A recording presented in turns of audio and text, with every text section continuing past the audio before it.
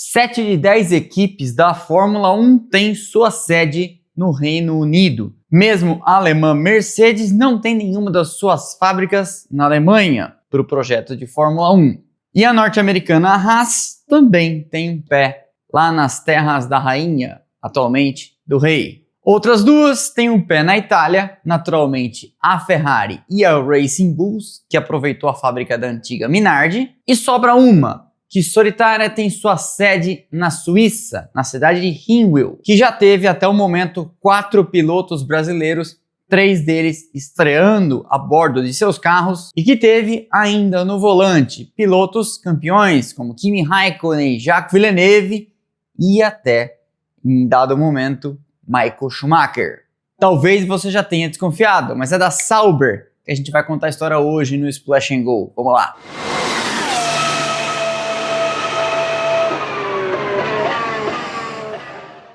A Sauber faz atualmente seu último ano como uma equipe independente, mas não é a primeira vez que isso acontece, pode ser que não seja a última. No ano que vem, eles serão a equipe de fábrica da gigante alemã Audi, que traz, além de seu dinheiro, sua estrutura, uma unidade de potência, um motor. E na prática, nos últimos 3 anos, já assumiu o comando da equipe, mas ainda não colocou o nome na placa. A Sauber nesse ano conta com um piloto brasileiro, Gabriel Bortoleto, e um antigo conhecido, Nico Hülkenberg, que já passou por lá em 2013 e 2014. E no momento é empurrada por motores Ferrari. Um time que sobreviveu a diversas gerações da Fórmula 1 e do automobilismo, e no ano que vem, quando for Audi, completará a trinca de gigantes da Alemanha, porque já foi Mercedes e BMW no passado. E como sempre acontece aqui, em Equipes que Amamos, você sabe, é fundamental para contar a história da Sauber,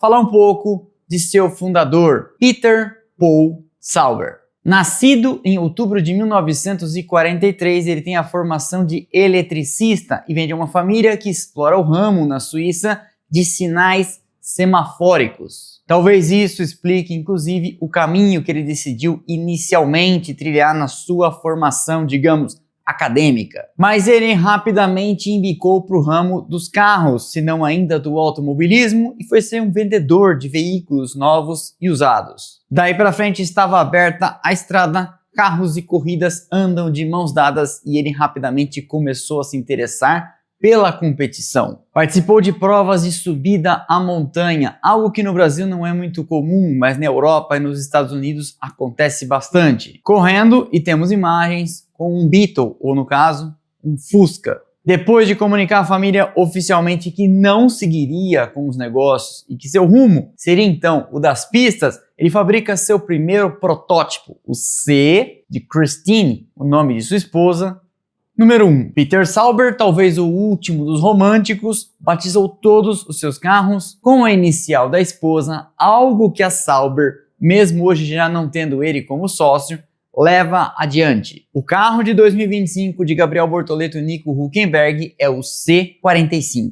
O C1 tinha uma estrutura de chassi tubular, motor Cosworth de 1 litro 1.0 e foi construído por Sauber ainda no porão da casa de seus pais. Na época, Christine, do C1, era ainda sua namorada. Ele disputou o campeonato suíço, que acontecia, na verdade, na Alemanha, de 1970.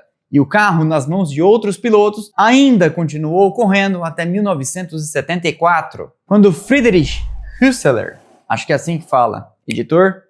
Friedrich Hürzeler. Venceu o campeonato deste último ano. E você pode estar com uma pergunta aí rondando o seu ouvido como uma mosca. Por que esse cara disse que o campeonato suíço era disputado na Alemanha? Então, é que o automobilismo na Suíça era um esporte proibido desde a tragédia em 1958 nas 24 horas de Le Mans. E esse assunto voltaria a cruzar o caminho de Peter Sauber mais adiante. Em 1971, Sauber passa o comando do carro, percebendo como Enzo Ferrari que o negócio dele era administrar, para Hans Kunis e lança para ele o C2. Com isso, sua fama de bom construtor começa a se esparramar e para o campeonato de 73 ele recebe encomendas e aceita fazer carros para outros competidores que não apenas o seu piloto. E 3 do modelo C3 são vendidos. Projetado por Guy Boisson, acho que é assim que fala, Guy Boisson. o modelo foi predominantemente usado no campeonato suíço de Sport Protótipo. Sempre que eu disser alguma coisa de campeonato suíço, você já sabe que foi disputado em outro país. De vez em quando era na Alemanha, de vez em quando na Holanda. Em 75, ele desenha o C4, primeiro projeto de alumínio, e a equipe técnica recebe o reforço de Eddie Wyss.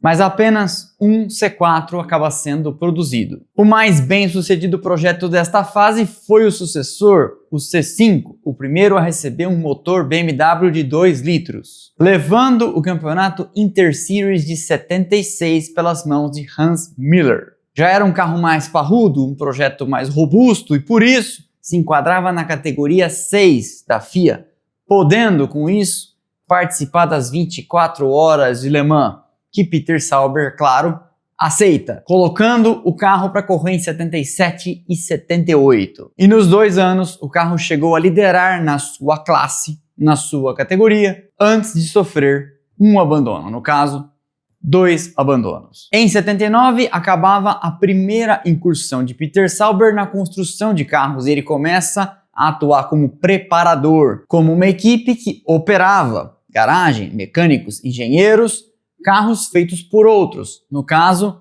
chassis de Fórmula 2. E seus pilotos foram bem, conquistando o campeonato, o vice e o 4º lugar. Um deles, Max Welty, depois seria um dos dirigentes da equipe Sauber. Em 80 e 81, eles deixam a Fórmula 2 de lado e vão atuar com os carros da BMW M1, ainda como preparadores, tendo bons resultados Europa afora e uma excelente participação nos 1000 km de Nürburgring, de 82. Nesse ano, e com o patrocínio da gigante BASF, eles voltam a produzir carros e nasce o C6, primeiro carro da Sauber testado, veja só, num túnel de vento, que na época era algo que ninguém poderia imaginar. Foi durante esses testes que Peter Sauber estabeleceu uma relação de amizade e confiança com o engenheiro Leo Ress, que mais tarde seria fundamental para a entrada deles na Fórmula 1, assinando o primeiro projeto de 93,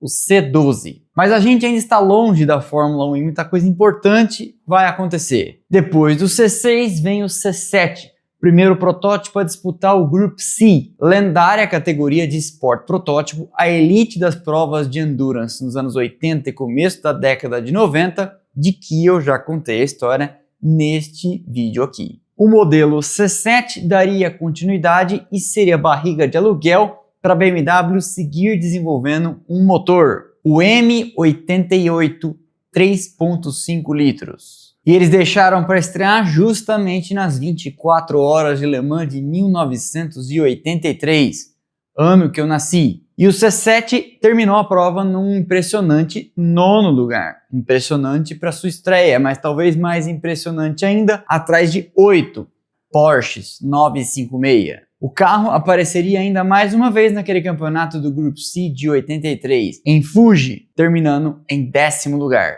O C7 teve apenas um chassi construído, que depois foi vendido por uma equipe de El Salvador, que seguiu correndo com ele no Group C e no IMSA. IMSA, categoria que eu vou contar a história um dia, International Motorsport Car Association, uma liga de carros de turismo e de protótipo nos Estados Unidos. Muita coisa do C7 foi levada para o projeto seguinte, o C8, o primeiro a contar com um motor Mercedes. Começaria ali a primeira era da Sauber com uma grande fabricante, a era Sauber-Mercedes, que os levaria a uma vitória em Le Mans e a Fórmula 1. A Mercedes estava fora do automobilismo desde 1958, naquele acidente em Le Mans. Por isso, existia um desejo de voltar da gigante de Stuttgart de 3 pontas, mas isso era levado internamente com cautela. Eles preferiram de cara não despejar todo o seu poderio financeiro e técnico e entrar como fornecedores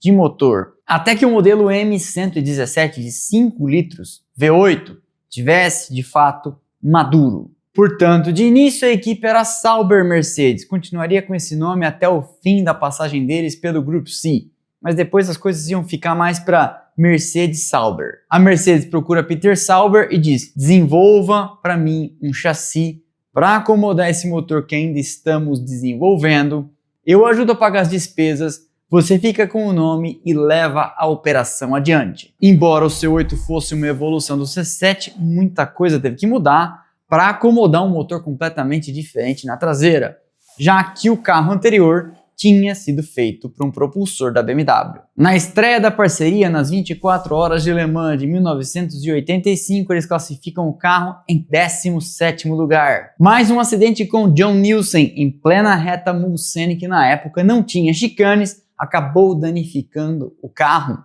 a ponto de não ser possível disputar a corrida. Um parênteses aqui sobre a reta Mulsanne antes das chicanes. Chegavam lá a mais de 400 km por hora. E eu já contei essa história neste vídeo aqui. A Sauber planejava recuperar o carro ainda para aquele ano e voltar para o campeonato, mas isso acabou nunca acontecendo. A equipe mudaria brevemente de nome para Chorus, com K, em razão de um perfume da grife Yves Saint Laurent que os patrocinou. O C8 volta para o campeonato de 1986. Aí tinha dado tempo já de recuperá-lo. Nas duas primeiras corridas ele tem resultados promissores, um 8º e um 9º lugar. Mas nas 24 horas de Le Mans, indo para a pista com 2 carros, nenhum deles viu a bandeirada. Mas eles conseguem sua primeira vitória nos 1000 km de Nürburgring com Henri Pescarolo e Mike Thackewell. Um resultado que foi importantíssimo porque a cúpula da Mercedes estava presente no autódromo. E aí, quando o chefe está vendo, é sempre melhor. Esse resultado garantiu a eles a 5ª posição no campeonato de construtores do Grupo C. Mas, ainda assim, a Yves Saint Laurent retira o patrocínio e, para 87, a Sauber volta a se chamar Sauber. Vindo para a pista dessa vez com um modelo que seria símbolo dos anos do Grupo C, o magnífico C9. O modelo C8 restante foi vendido para uma equipe privada, Noel Del Bello, acho que é assim que fala, Noel Del Bello, que correu ainda 87 e 88 com ele, sem grandes resultados. O C9, por sua vez, foi um dos modelos mais bem-sucedidos da parceria, empurrado por um motor Mercedes turbo que chegava a 850 cavalos. Mas também funcionava num regime mais econômico, ideal para provas de endurance. A 620, o carro era um fenômeno. E a transição de modelos coincidiu também com uma mudança na alta gestão da Mercedes. Saiu um presidente e entrou outro que era mais entusiasta de automobilismo. E ele avisa: nós vamos de cabeça no Grupo C. Em 88 eles terminam o campeonato na 2ª posição, atrás apenas da Jaguar, com 5 vitórias. Mas na mais importante delas, as 24 horas de Le Mans, eles tiveram um abandono. Mas em 89 vem enfim o grande triunfo e o C9, prateado, empurrado por uma evolução do motor M117, o M119, vence no circuito de La Sarthe. E o C9 não venceria apenas as 24 horas de Le Mans, e levaria todas as corridas do campeonato do Grupo C, menos uma. Durante a classificação em Le Mans, empurrados por esse rojão desse motor em que eles fizeram a pole, um dos carros foi registrado acima dos 400 km por hora. O campeão foi Jean-Louis Chilesser, de quem a gente já tinha ouvido falar no lance com Ayrton Senna na chicane de Monza em 88.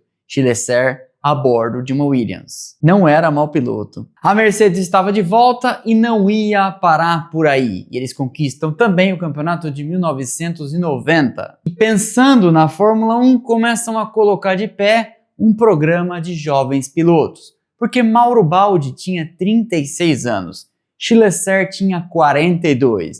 E eles pensam: se a gente for para a Fórmula 1, não vai ser com esses caras. Eles trazem então das divisões de base do automobilismo da Alemanha, Heinz-Harald Frentzen, Karl Wendlinger e um tal de Michael Schumacher. Conhece? O plano era claro: entrar na Fórmula 1. E a Sauber teria participação fundamental nisso. Ele sentiu por onde os ventos sopravam e pensou: se é para lá que minha principal financiadora quer ir, é para lá que a gente vai. Era um momento favorável para entrar na Fórmula 1, que tinha acabado de mudar dos turbos para os aspirados em 89, e com uma ajudinha da FIA tinha mexido os pauzinhos no regulamento para implodir o Grupo C.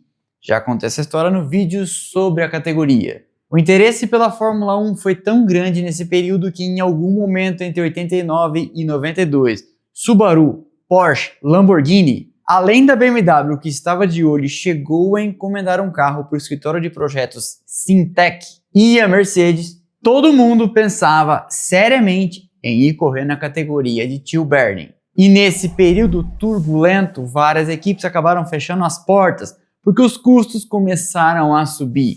Não só nanicas, como Scuderia Itália, como também famosas estabelecidas como Brabham e Lotus. Em 91, a Sauber inicia a construção de sua fábrica em Hinwil, na Suíça, onde tem base até hoje, com o objetivo de desenvolver um carro de Fórmula 1. A Mercedes apoiava o projeto, mas guardava uma certa distância, pelo menos até entender quais eram as figuras financeiras efetivamente envolvidas com aquela aventura.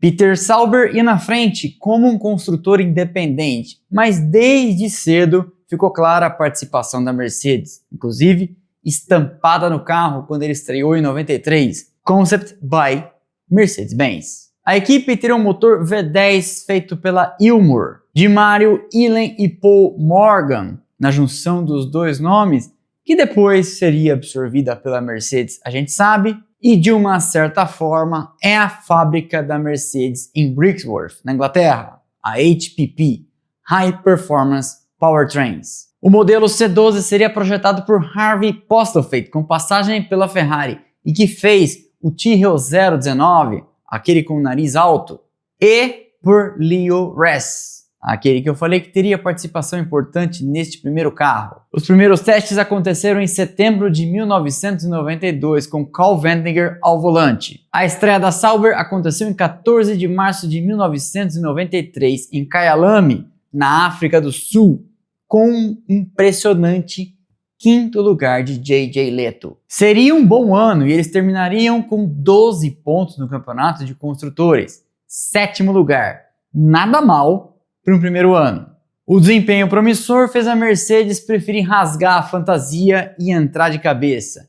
E a segunda Sauber, a de 94, já seria Sauber Mercedes. Mas J.J. Leto foi roubado por Flavio Briatore, inclusive conto sobre isso no vídeo dos caras demitidos abruptamente. E para o seu lugar veio outro jovem do programa de pilotos deles, Heinz-Harald Frentzen. A Mercedes então entregou motores novos e os Ilmor da temporada anterior foram passados para os carros da Pacific. O começo do ano foi decepcionante, na opinião da Mercedes, acredite. Ainda que Wendlinger tenha feito um sexto em Interlagos e um quarto em Imola, e Frentzen tenha conseguido um quinto no Grande Prêmio do Pacífico, ou seja, pelo menos um dos carros nos pontos nas 3 primeiras provas. Mas a Mercedes, talvez irrealisticamente, esperava mais. Vem Mônaco e Wendlinger perde o controle do carro na saída do túnel.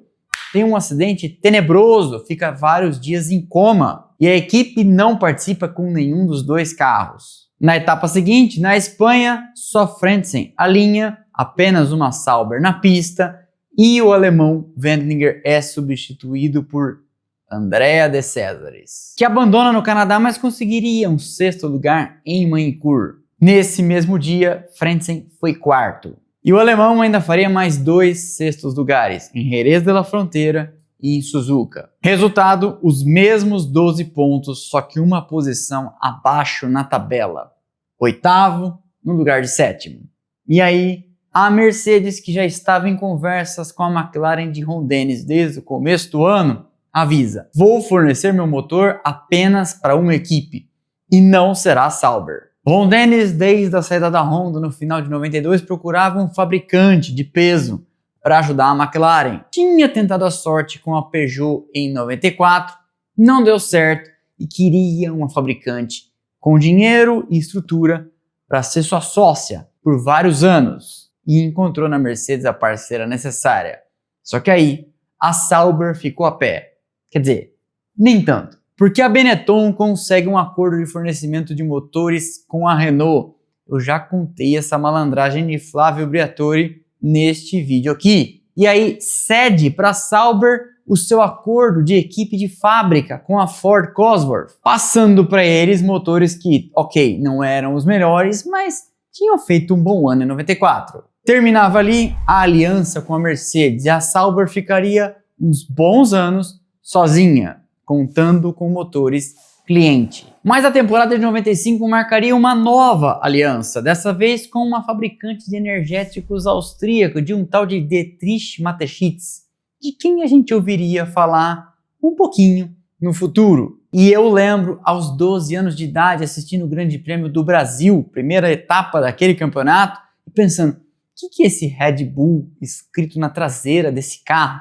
Que produto será que é esse? O carro era bonito e Frentzen contaria com Wendlinger voltando para o carro. Mas Wendlinger não era mais o mesmo. Faz as 4 primeiras provas do ano, abandona em 3 e tem 13º. E acaba sendo substituído por Jean-Christophe Bouillon, que faz a maior parte do campeonato. Wendlinger volta e tenta mais 2 provas. No Japão, onde consegue um 10º lugar, e na Austrália, abandonando. Seria o fim da carreira de Wendlinger na Fórmula 1. Bouillon marcou pontos 2 vezes, com um 5º em Hockenheim e um 6º em Monza. E no outro carro, Frentzen tem um bom ano, sendo 5º na Argentina, 6º em San Marino, 6º em Mônaco, 6º em Silverstone, 5º na Hungria, 4º na Bélgica, 3º em Monza, seu primeiro pódio na Fórmula 1, com mais um 6º lugar na etapa seguinte. Resultado final, 18 pontos para Sauber, 7ª nos construtores. No ano seguinte, eles trazem Johnny Herbert, um piloto experiente que tinha vencido 2 provas em 95, ao lado de Schumacher na Benetton. E os resultados dão uma caída em termos de quantidade, mas até melhoram em qualidade. Herbert é 3º em Mônaco no dia que Frentzen foi 4º. Essa corrida, aquela que ninguém queria terminar, e só 4 carros viram a bandeirada. 2 deles da Sauber. Frentzen ainda seria 4º na Espanha e 6º em Suzuka. Eles repetem a 7ª posição nos construtores, mas marcam menos pontos. 11. Num ano recheado de abandonos. Para 1997, Peter Sauber assegura um fornecimento de motores Ferrari de segunda mão. Hoje em dia, inclusive, isso é proibido. O mesmo motor que corre no carro do Bortoleto é o motor da Ferrari do Hamilton, por regulamento, e os motores seriam rebatizados de Petronas, a empresa petroleira da Malásia que hoje está na Mercedes. Portanto, em algum momento do passado, você já viu um carro com motor Ferrari e patrocínio de Red Bull e Petronas. Em troca do fornecimento de motores, claro, pilotos indicados pela Ferrari. Eles começam o ano com Johnny Herbert como primeiro piloto e Nicola Larini, italiano, como segundo. Herbert tem um ano decente, consegue mais um pódio para Sauber, com um 3º lugar na Hungria e conseguiria ainda um 4º na Bélgica, um 4º na Argentina, 2 5º na Espanha e no Canadá e um 6º no Japão. No outro carro, Larini começa o ano bem, com um 6º lugar na Austrália, mas depois de 2 abandonos, um 11º e um 7º, é sacado. Para o seu lugar, Gianni Morbidelli faz 2 provas e depois é substituído pelo argentino de que você não lembra e eu não te culpo, Norberto Fontana. Fontana faz 3 provas, não impressiona ninguém, abandona e tem 2 nonos lugares. E para o seu lugar, volta Morbidelli, que fica por 5 corridas, abandona, termina outras 4, mas nenhuma delas nos pontos. E na última prova, em Jerez de la Frontera, vem novamente Fontana.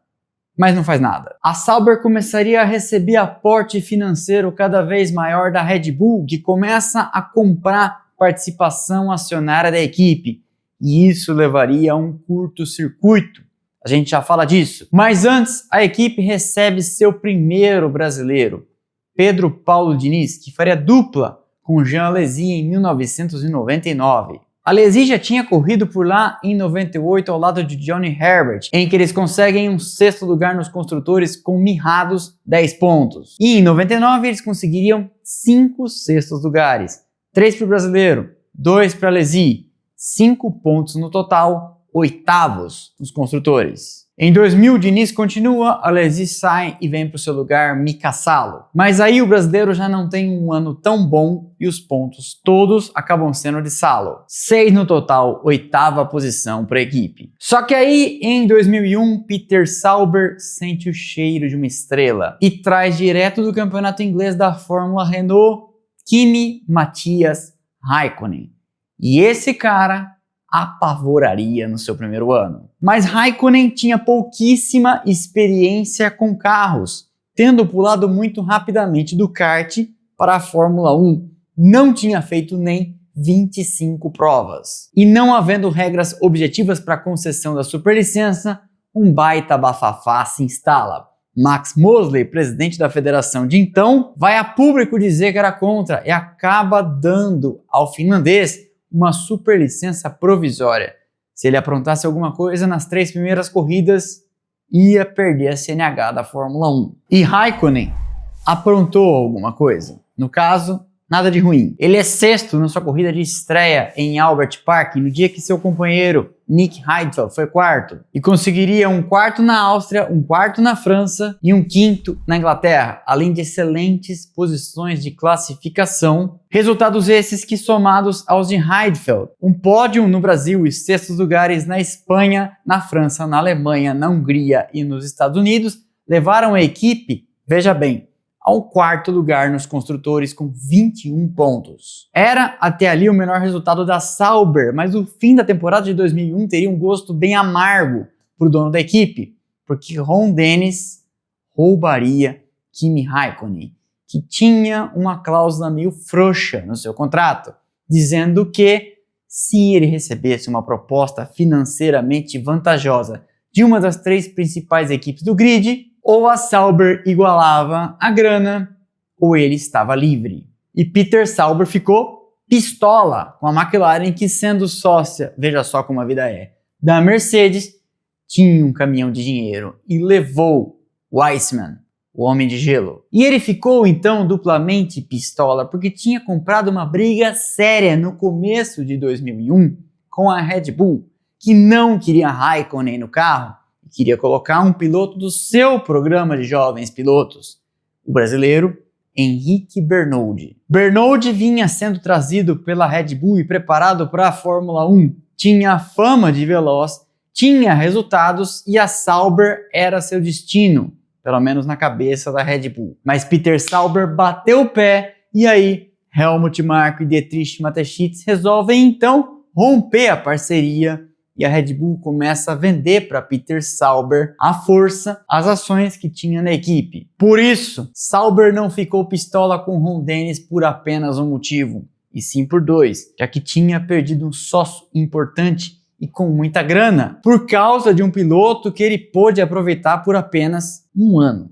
Nesse período do começo da década de 2000, a Sauber Petronas, com o motor Ferrari que eles preparavam e davam manutenção, foi vendo seus laços com a fabricante italiana enfraquecendo e vendo o casamento difícil que a Williams tinha com a BMW, começou então Peter Sauber a chavecar a sua próxima fabricante alemã, a BMW, ou como diz o querido amigo Flávio Gomes, a BMW, a gigante de Munique. A BMW tinha fechado um fornecimento de motores com a Williams a partir de 2000 e quando percebeu que tinha um motor decente, começou a culpar Frank e Patrick Head pelos resultados fracos, dizendo: meu motor é muito bom, seu carro que não presta. Isso durou mais ou menos do final da temporada de 2001, quando eles percebem que já tinham feito um motor para enfrentar frente a frente Ferrari e Mercedes, até o final de 2004, quando a paciência da BMW acaba de vez e eles decidem então procurar uma outra equipe para chegar com seus motores e seu dinheiro. Inicialmente, quando os primeiros contatos foram feitos, a relação era para apenas um fornecimento de motores, mas a deterioração da relação com a Williams foi tão rápida que os planos mudaram. E a BMW oferece então para Peter Sauber a seguinte oferta: eu fico com 80% da equipe a partir de 1º de janeiro de 2006. Você tá dentro ou tá fora? Sem ter muita escolha e devendo uma fortuna para o banco Credit Suisse, que tinha lhe emprestado dinheiro para ele comprar as ações da Red Bull, que vendeu a ele na força, ele acaba não tendo opção e diz para a BMW: pois não, seja bem-vinda. Com isso, a Sauber tinha nas mãos um acordo de fornecimento de motores da Ferrari para fazer alguma coisa, e ela cede então para a Red Bull, que em algum momento lá no passado já foi Red Bull Ferrari. Àquela altura, a equipe de Peter Sauber recebia seu segundo brasileiro, o primeiro estreante, Felipe Massa, que fez por lá a temporada de 2002, 2004 e 2005. Depois do final de 2002, Peter Sauber avisa para a Ferrari: esse seu jovem piloto aqui precisa dar uma amadurecida, e Felipe trabalha nos bastidores em Maranello o ano de 2003 inteiro testando sob as asas de Rubens Barrichello e Michael Schumacher. Não é que faltasse velocidade ao Felipe em 2002, mas Peter Sauber começou a se incomodar que o brasileiro batia demais. Ainda assim, Felipe fez naquele ano 4 pontos e foi 13º entre os pilotos. Quando ele volta, em 2004, marca 12 pontos e em 2005 faria 11. Para a temporada de 2006, a agora BMW Sauber contrata Nick Heidfeld para um dos carros, ou no caso, recontrata e traz para fazer dupla com ele Jacques Villeneuve, um campeão mundial, mais um cara que já estava no final da carreira. O reserva, um polonês chamado Robert Kubica, com muita velocidade, que seria o autor da única vitória da Sauber na Fórmula 1. O carro viria inteiro branco, nas cores da BMW, manteria o patrocínio da Credit Suisse e era, pelo menos na minha opinião, bem bonito. A nomenclatura Christine seria interrompida e o carro de 2006 chamaria F106. E com eles a dupla, no caso o trio Heidfeld, Villeneuve e Kubica, calma que eu já explico, faria 35 pontos, eles seriam quintos nos construtores. E você já está aí pensando, por que ele falou trio? É que Villeneuve seria substituído antes do final da temporada pelo reserva Kubica. Não é que ele fazia uma temporada ruim, mas ele estava levando uma sova do Heidfeld. Nas 12 primeiras corridas da temporada, Heidfeld tinha pontuado 6 vezes, Villeneuve 4, mas sempre atrás de Heidfeld, sempre classificando atrás do companheiro alemão e alegando uma condição médica inadequada de Villeneuve, substitui o canadense pelo polonês. Villeneuve, sempre bocudo, diz até hoje: mentira, eles queriam colocar Kubica no carro, o que não foi uma escolha ruim. Porque o polonês foi desclassificado na sua prova de estreia na Hungria com um carro abaixo do peso, dia em que Heidfeld espetou um 3º lugar, mas seria ele terceiro em Monza, marcando um pódio na sua 3ª aparição na Fórmula 1. No ano seguinte, 2007, não tinha nem o que discutir. A dupla seria Heidfeld e Kubica. Villeneuve não voltaria mais, e aquele seria o fim de sua carreira na Fórmula 1. O novo carro mostraria desempenho promissor na pré-temporada e comprovaria os prognósticos na pista. E aquele seria o melhor campeonato, pelo menos no papel, da BMW Sauber, com vice nos construtores. Vice nos construtores? Sim, é que aquele ano foi o ano do escândalo de espionagem. Lembra? Em que a McLaren foi desclassificada por completo da tabela de equipes, e então a BMW Sauber, que foi terceira, subiu para a segunda. A dupla Heidfeld-Kubica, no caso trio, porque teve também um tal de Sebastian Vettel correndo uma prova, somou 101 pontos. E você novamente vai me dizer, mas trio? Sim, é que eu não sei se você se lembra, no Grande Prêmio do Canadá, Kubica deu uma magnífica estampada, saindo ileso, mas sendo colocado fora de ação pelos médicos para a etapa seguinte, dali apenas uma semana em Indianápolis. E para o carro veio então o substituto, um piloto da BMW, o tal de Vettel, que estreia e consegue de cara um 8º lugar, pontuando. Heidfeld conseguiria 2 pódios naquele ano, um segundo no Canadá, dia da cacetada de Kubica, e um terceiro na Hungria. O ano seguinte seria na prática a melhor temporada da BMW Sauber e da Sauber como um todo em sua trajetória na Fórmula 1, pelo menos até hoje. Um 3º lugar, lembre-se que 2007 com o vice-campeonato foi circunstancial, e 135 pontos marcados.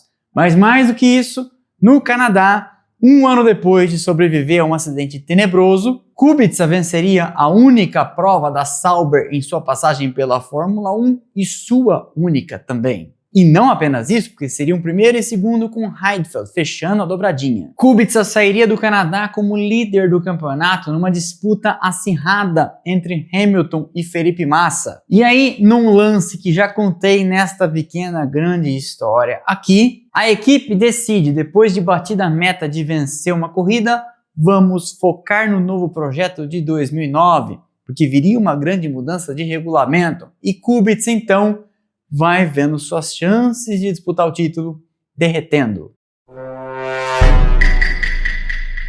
Até ali a equipe vinha na briga, disputando pódios, disputando vitórias, vencendo, como aconteceu no Canadá. Só que Ferrari e McLaren seguiriam na luta até o fim. E a BMW Sauber, ao direcionar recursos para 2009, pensou: vamos nos adiantar, vamos pegar todo mundo de calça curta. Mas isso é sempre uma aposta, você nunca sabe o que vai acontecer. E veio a Brown GP e levou o campeonato. O carro de 2009 não seria bom e a crise de 2008 bateria as portas das fabricantes. 3 delas deixariam a Fórmula 1 no espaço de um ano. A Honda no final de 2008, a Toyota e a BMW ao longo do ano de 2009, cumprindo apenas a temporada que restava. Aquilo era um problema muito sério e a BMW avisa: estou vendendo minhas ações. Peter Sauber pensa: e agora? O banco de investimento Rothschild vai atrás no mercado de um comprador e não encontra. E acaba perdendo um bom tempo com um fundo de investimento meio mandrake, chamado Cadbach Investments, que no fim não tinha nada dentro, não tinha dinheiro e Peter Sauber acaba tendo que correr um imenso risco e colocar seu patrimônio pessoal como garantia de um empréstimo para recomprar a equipe que era dele. Nesse imbróglio todo, com a saída da Toyota, da Honda e a chegada de 3 novas equipes, a HRT Espanha, a Virgin Marussia e a Caterham Lotus, e com a Toyota também tentando ela vender sua equipe de Fórmula 1 desativada, em dado momento tínhamos 13 equipes inscritas para o ano de 2010, e a BMW Sauber não estava entre elas. E você vai me dizer: BMW Sauber, mas ela já não saiu?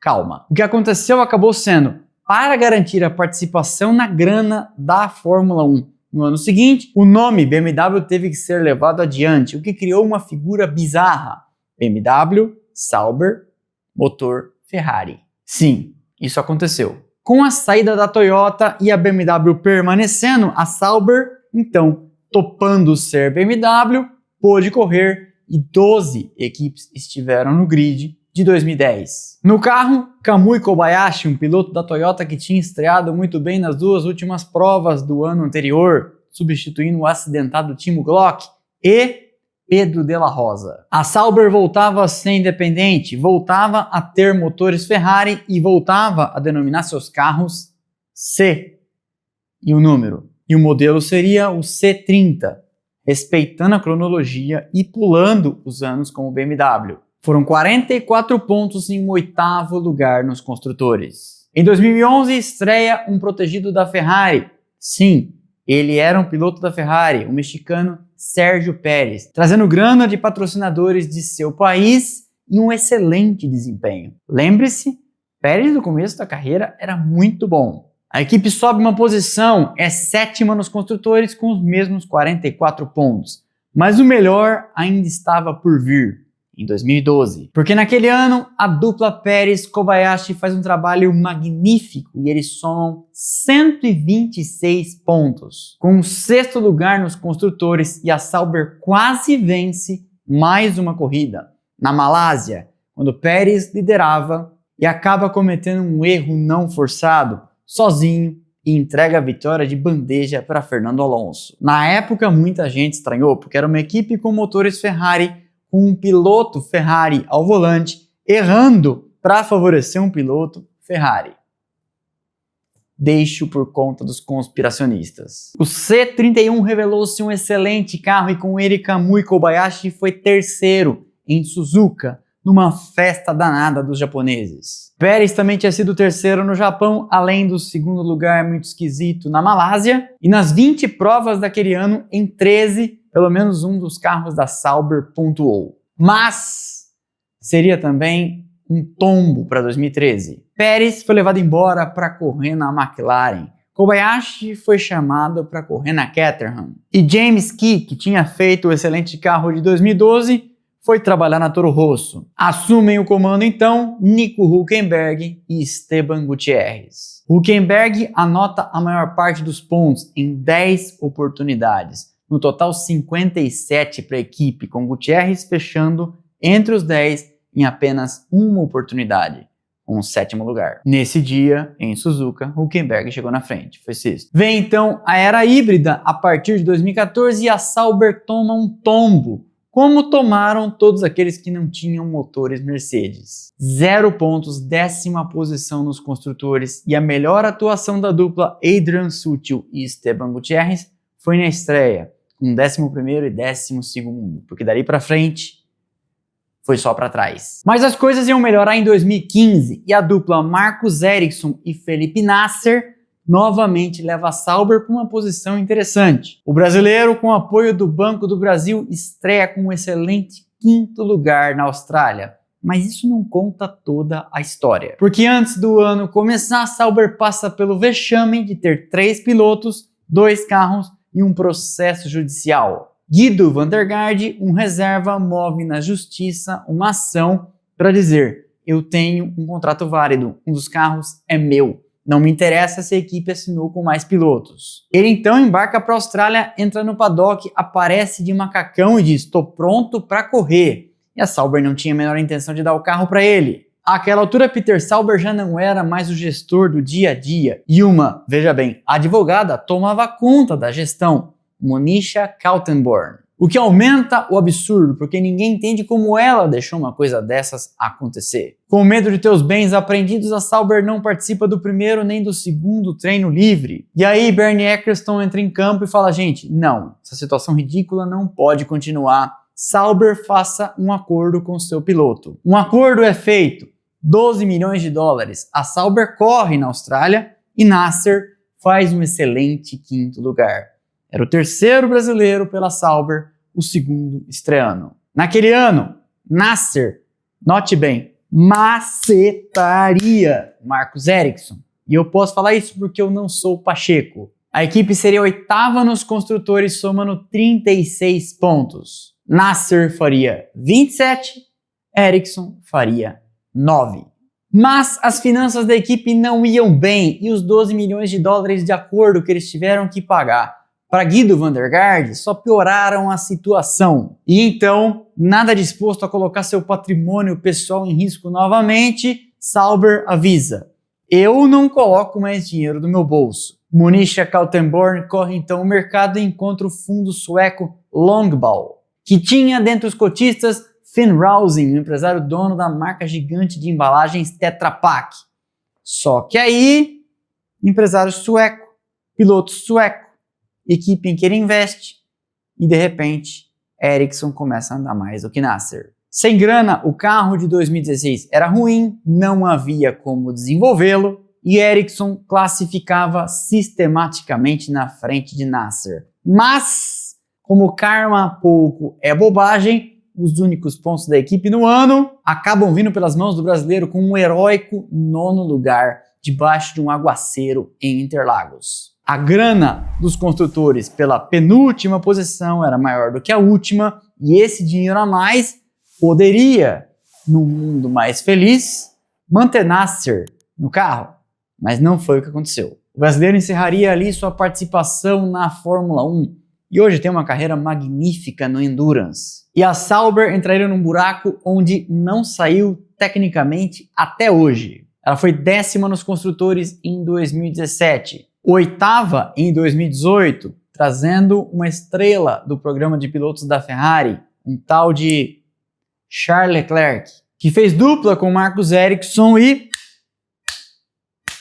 macetou também, sueco. Em 2019, Leclerc vai correr na Ferrari e eles recebem de volta da Ferrari alguém que tinha começado a carreira por lá, e encerraria Kimi Raikkonen. Naquele ano passam a chamar também Alfa Romeo Racing, mas os carros continuariam com a inicial C. Os motores continuariam sendo Ferrari, mas o apoio era de patrocínio, ou seja, a Alfa Romeo pagava para dar nome para uma equipe na Fórmula 1, mas nenhum parafuso era feito pela Alfa Romeo. Raikkonen parecia ainda ter bastante lenha para queimar, e ao seu lado um protegido da Ferrari, Antonio Giovinazzi. Os dois somaram 57 pontos, com uma 8ª posição nos construtores. Mas foi mais um voo de galinha, porque em 2020 e 2021 eles não fariam grandes coisas. Em setembro de 2021, o nome da Sauber volta a circular no noticiário, quando os Andretti são vistos na sede da fábrica em Hinwil e fotografados por paparazzis. E então todo mundo pensa, será uma nova era como fabricante? Que fabricante? Ninguém sabia. Até ali eles não tinham ainda, eles no caso, os Andretti, o apoio da GM Cadillac. O negócio quase acontece, Finn Rausing diz, eu topo vender contanto que vocês coloquem a grana da equipe mais 250 milhões de dólares para provar para mim que conseguem bancar essa brincadeira e seguir investindo na equipe por pelo menos 5 anos. Os Andretti preferem não seguir adiante e pouco tempo depois, 1 ano depois, Finn Rausing vende o controle da equipe para a Audi, num negócio que começaria em 2022 e terminaria em 2024, com as cotas passando para a gigante alemã 25%, 50% e 75%. A Sauber não fez muita coisa em 2020 e 2021 porque já estava focando no projeto de 2022, o que acabaria dando certo. E eles têm um salto de desempenho quando o modelo C42, pelas mãos de Valtteri Bottas e Guan Yu Zhou, marca 57 pontos. Mas seria mais um voo de galinha, porque neste período em que a Audi ia entrando, houve um obstáculo, uma trava imposta pela Ferrari, a fornecedora de motores, que avisou, eu não quero que minha propriedade intelectual dos motores que eu entrego para vocês vaze para a Audi. Portanto, uma série de medidas vão ter que acontecer para que a Audi não aprenda antes da hora a fazer motores de Fórmula 1 para entrar bela e formosa em 2026. Quem determinou isso? O team principal de então na Ferrari, um tal de Mattia Binotto. Onde trabalha hoje Mattia Binotto? Pois é, ele hoje sofre com as travas e com a dificuldade de desenvolvimento imposta pela Ferrari quando ele era o gestor. Com isso, Finn Rausing avisa, já vendi a equipe, ema, não coloco mais um centavo. E a Audi, por sua vez, não conseguia justificar para o conselho pedir mais dinheiro de uma equipe que eles ainda não eram efetivamente donos. Isso jogou a equipe num buraco e os resultados apareceram em 2023 e 2024. A equipe marcou 14 pontos em 23 e 4 em 24. E agora? Em 2025, a equipe vem com mais um brasileiro, o quarto sendo o terceiro estreante, Gabriel Bortoleto, atual campeão da Fórmula 2. E ao lado dele, outro velho conhecido, Nico Hülkenberg. A equipe enfrenta 2 desafios técnicos monumentais. Fazer um carro para o novo regulamento, que começa em 1º de janeiro de 2026, e fazer sua própria unidade de potência. A Audi tem um histórico nas pistas que não deve ser desprezado. Venceu por onde passou, no Mundial de Endurance, no Mundial de Rally e na Fórmula E. Mas nunca esteve na Fórmula 1. Bortoleto, por sua vez, um estreante, tem o desafio de um companheiro de equipe experiente e muito rápido e a necessidade de mostrar resultados. Que resultados? Qualquer resultado que seja à frente do Hülkenberg. É assim que raciocina o cruel mundo da Fórmula 1. Veja o que aconteceu com outros no passado. E por isso mesmo o gerenciamento de carreira de Gabriel Bortoleto, quando assinou com a equipe, já impôs. A gente quer pelo menos 2 anos de contrato, já que sabemos que 2025 será um período de enorme transição. O resultado está na pista, na falta de resultados. A equipe tem o carro mais lento do grid e não é de se esperar que fará grandes investimentos neste ano, sabendo do que a espera em 2026. E o futuro? A gente não sabe. A gente sabe que contar com uma grande fabricante, como é a Audi, com um pedigree de vencedora nas pistas, é uma excelente receita. Mas se receita ganhasse jogo na Fórmula 1, todo mundo tinha a sua.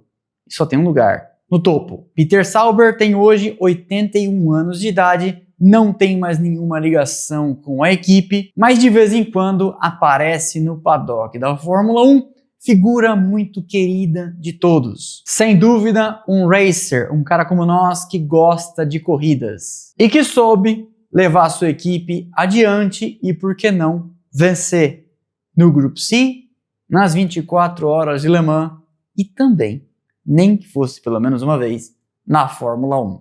Gostaram da história da Sauber? Esse foi então mais um episódio do Splash and Go no YouTube, a história da Sauber. Eu espero que vocês tenham gostado, deixa o like, é de graça, não custa nada e ajuda demais o canal. Quebra essa pra mim, quebra essa pra nós. E eu te peço para deixar com a gente a sua hypada, essa nova ferramenta do YouTube para mostrar pro algoritmo que você gosta do vídeo, gosta do trabalho, gosta do canal. Coloque aí na caixa de comentários de onde nos assiste, deixa um emojizinho, comente qualquer coisa. Diga se lembra da vitória do Kubica em 2008 no Canadá ou se lembra de sua panca no mesmo Canadá um ano antes. Para não ficar de fora de nada do que passa por aqui, temos canais de notificação no Telegram, no WhatsApp e no Instagram. E também nossas redes sociais que estão passando aqui embaixo. Todos os links aqui embaixo na descrição. Fechado? Então é isso. Valeu e aquele abraço.